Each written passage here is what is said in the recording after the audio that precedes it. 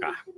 Alright, good morning sa inyong lahat mga kapatid. Panoorin natin itong ni Hani Lacuna, itong flip top, no, kung paano niyang kanain dito si Isko. At ang ginawa naman po natin dito sa kanila yung video, credit sa kanila yung video, and then yung mga binanggit niya rito ng mga ginawa niya, hinanapan ko po yun ng mga balita sa social media o sa internet. At inilagay ko po. Para masabi natin na hindi po daldal lang si Mayora pala, meron palang nabalita talaga na nangyari, na ginawa niya sa Maynila. Alright, so here we go. Siya ng buong Kamaynilaan, tapatan ng totoo, dito sa Tondo, mga taga-Tondo, mag-ingat!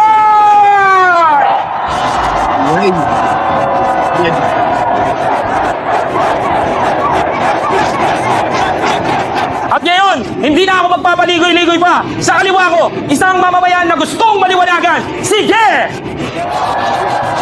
At sa kanan ko naman, servisyo niya is here. Second time around, Mayor na, Doktora ba? Palakpakan po natin, Mayor Hani Lacuna!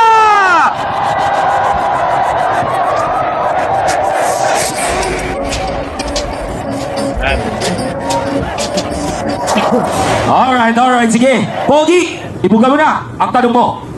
Magandang araw sa mga nandito. Hindi ako nandito para manggulo. Real talk. Nadinig ko lang sa kapitbahay ko na wala pala kayong ginawa sa inyong termino. Talaga ba? Laban niya noon. Si Pogi lagi sinasamahan. Pero bakit ngayon, sinasaksak kami ng talikuran? Alright. Wala namang sinabi kundi manira ng manira. Pero tayo, ang nagbabayad ng iniwan niyang bilyong utang sa Maynila. Totoo yun. Ayan o. Ang totoo niyan, yabang, utang, takbo, sabay iwan. But don't worry, walang nga. Kami na ang gumawa ng paraan. Ganun ba? Sila may pamahay. Ikaw ba, merong binigay? Pabahay daw, na lagi nilang niyayabang. Sa totoo lang, tingnan mo, puro bata na rin niyang nakinabang. Pero level... Okay, cut ko muna. Totoo yun. Kasi ang nangyari doon, lalo sa may Baseco, yung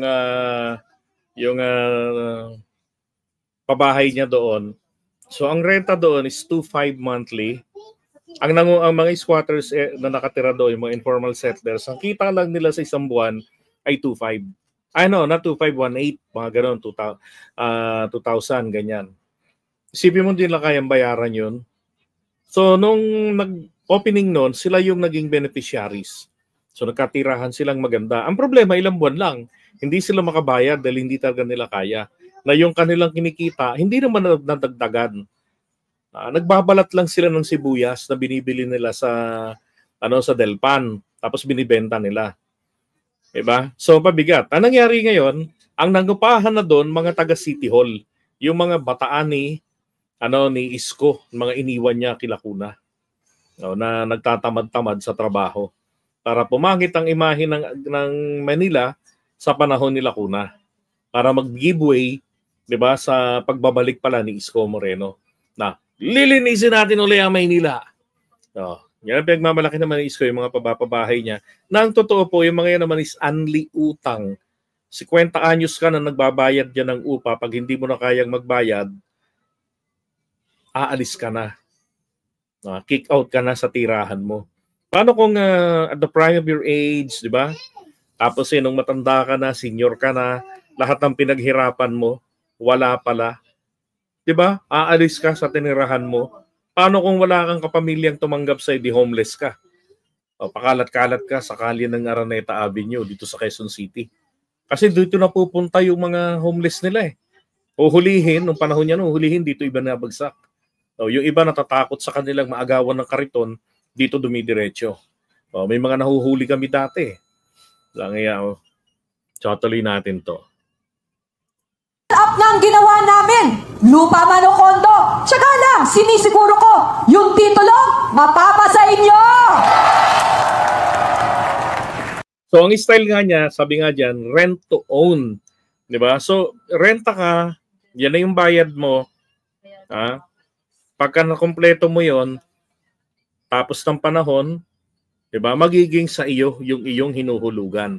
So, hindi ito katulad ng kay Isko na unli renta. Red Talk! Kaya mo yun? Dito lahat ng anli upa sa budol niyang pabahay. Di magiging sa inyo kahit baon ka na sa hukay.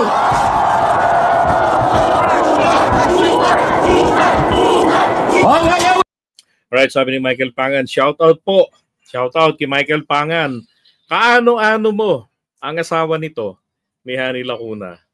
Pangan apelido nun, eh. Ano ba ninyo si Chiquito ng Makati? So magandang gabi sa iyo, Michael Pangan. May nakapagsabi lang din, mga estudyante at senior high hanggang koleyo ay tinutulungan ninyong pag-aralin? Correct! Patagal na natin ginagawa yan. Tinayo, inayo sa mga bagong paaralan. Kahit computer, walang inutang. Manilenyong mag-aaral buwan-buwan, allowance tuloy-tuloy na bibigyan. Pero ito, idagdag mo. May bago kaming insentibo, graduation gift na 2,000 sa PLM, sa UDM, pang-apply sa unang trabaho. Wala sila niyan. Paano naman ang matatanda? Sa kanila ba mayroong kayong nagawa? Eto, tiyak walang maiiwan. Mga lolo't lola natin, atin ding binibigyan. Dating 500, ginawa nating 1,000! Flex ko lang, hindi pa rin utang yan.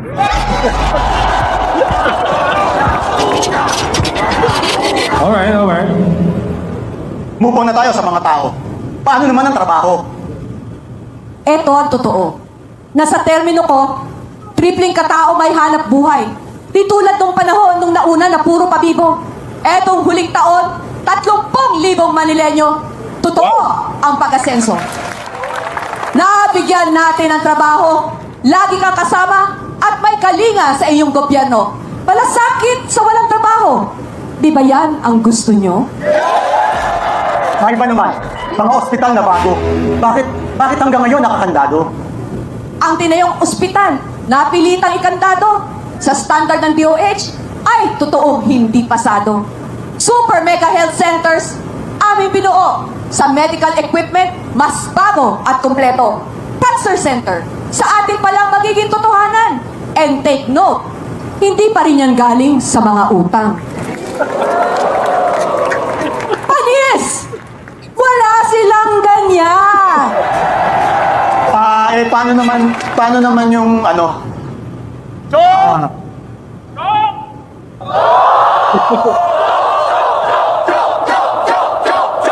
Mahal kong Maynila, di kailangang pabibo kung wala namang laman ng ulo. Tahimik natin. Dito ako natatawa eh. Kaya nakalagay dyan, Isko Moreno, debt-ridden Manila, open for donation. So sabi niya, ang lungsod ng Maynila po ay baon sa utang. Welcome po sa amin ang donasyon. That was 2019, kauupo niya lamang. So sabi niya kasi yung nakarang administration kay ERAP, nalustay ang pera. No, kaya welcome ang donasyon. Eto ngayon. So kung debt-ridden ang Maynila, bakit niya binenta ang mga ari-arian? Tapos nangutang pa siya. 'Di ba? Sipin mo 'yon. Debt-ridden ang dumating ka, granting for the sake of the argument, no, but not admitting na totoo ito. Tapos nagkaroon ng mga open case sa donation. Totoo naman yung mga nag-donate sa kanila. 'Di ba? Tapos ang nangyari, nagbenta siya ng mga properties nung panahon na hindi umuusad ang ekonomiya. At ang national government nangutang ng 7,000 para sa buong Pilipinas. Di ba, matugunan yung pandemic, mapakain yung mga tao, na makapagbigay ng mga ayuda kahit paano. Tapos siya nangutang para ipampatayo naman ng mga condominium niya. Na kung saan anli upa. Walang yung buhay ito. Sabi tuloy sa kanya ni Hani Bobo. Ang ating mga trabaho, hindi kailangan papogi. Sa dami kong resibo. Etong selyo na maayos ng paggogobyerno, binibigay lang pagdiwaltas paggamit ng ating pondo. Totoo yan, ang nakakakuha po ng Seal of Good Governance, ito yung mga hindi nagkakaproblema sa COA, hindi nagkakaproblema sa mga, ibig sabihin, malinaw ho, talagang maayos yung paggasto ng pera ng kanilang pamahalaan, ng kanilang lungsod. Una kasi laging kapakanan ng bawat tao. Sa Maynila, first time in-award ito. Walang ganyan si Isko noon.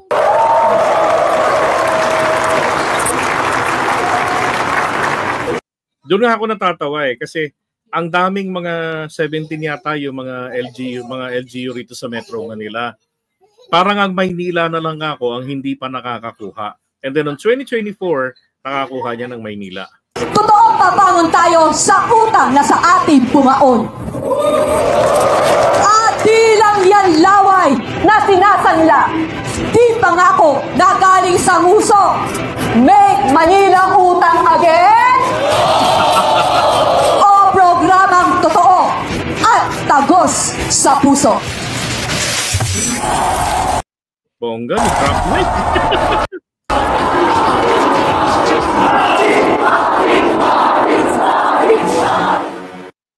Okay, so bongga, no?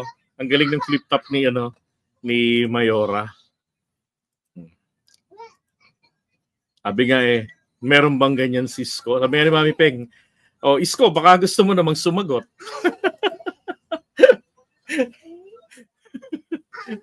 Diba? Mga taga Maynila, ako sa inyo, sabi nga, mag-isip kayo. Diba? Kung ayaw nyo rito kay Hani Lacuna, tignan nyo naman yung pipiliin ninyo. Ano ba yung pipiliin ninyo? Mapagpapatuloy ba yung mga nagawa? Ano ba yung kanyang mga programa? Diba? Baka nga at the end of the day, ang nababalitaan ko, baka magsanib puwersa etong si SB at saka itong si Lacuna para laban kay Isko. Yari. Yari si Isko. Diba? Mas maganda yung ganon. Diba? Kasi kung sure win lang naman din matatalo si SB, di mainam pa na magsakripisyo. Ganon din yung isa si Bagatsing. Alam ko, kandidato Bagatsing Diba? Paubaya, pagtulungan nila. Tapos, bantayan nila yung susunod na na termino ni Hani Lacuna. At madala na si Hani. Sipain niya na sa trabaho sa Maynila yung sa City Hall, yung mga tauhan ni Isko. Di ba? Nakapagka walang bantay, walang vlogger, at wala siya, hindi nagtatrabaho ng maayos. Di ba? Ay, nako. Malamang. Di ba? Sabi nga nung iba, nabasa ko nga kanina, mukhang yung na lang, yung orasan na lang ng City Hall ang hindi pa nabibenta ni Isko.